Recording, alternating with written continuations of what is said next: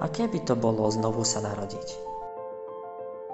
Byť schopný hodiť za hlavu minulé chyby a začať od znova. Aj keď nemôžeme vrátiť čas, existuje spôsob, ako začať na novo.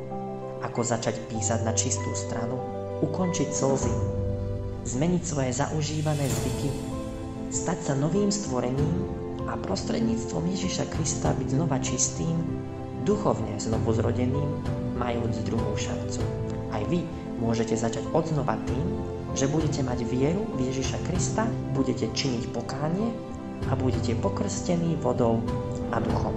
Prihláste sa na stretnutie s misionármi Cirkvi Ježiša Krista svätých neskorších dní, aby ste zistili viac o tom, ako byť znovuzrodenými prostredníctvom krstu.